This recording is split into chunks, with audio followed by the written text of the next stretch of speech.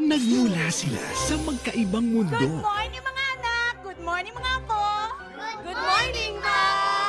Faye, fire! The best ka, Perico. Si Ina at si Enteng. Nanaginip ako. Halimaw, engkanto, diwata.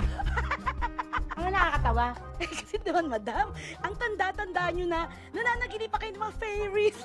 Kailan pa naging totoo yung magic na yan? Sino kaya yung knight in the shining, shimmering armor ko doon? Bigla na lamang nawala si Ina Magenta.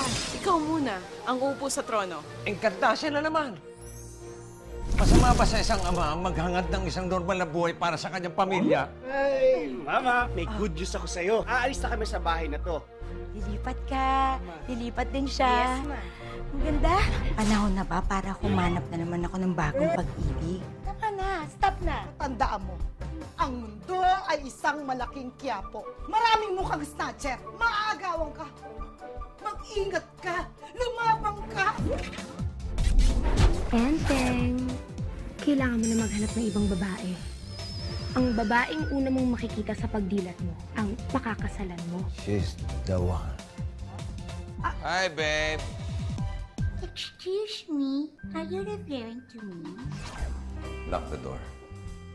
Enteng? Just lock the door. Wag po, Enteng. Wag po. Lock the door. When we leave, Akala ko kasi laklakan na eh. Paano kung si Enteng pumasok sa home sweet home ni Ina?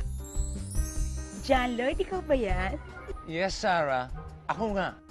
Uy. Ayan na siya. Si Enteng Kabisote. Hello. Nyek! Ang pangit! Siya, oo. Pero ako, gulat kayo, no? Pogi. Enteng Kabisote, right? opo, madam. Trabaho. Buting-tingero po. Kaya mo bang buhayin si Ina, ang mga anak niya, at ang mga apo niya? Sigurado na ba talaga kayo? Lahat po na napapangasawa niya, namamatay.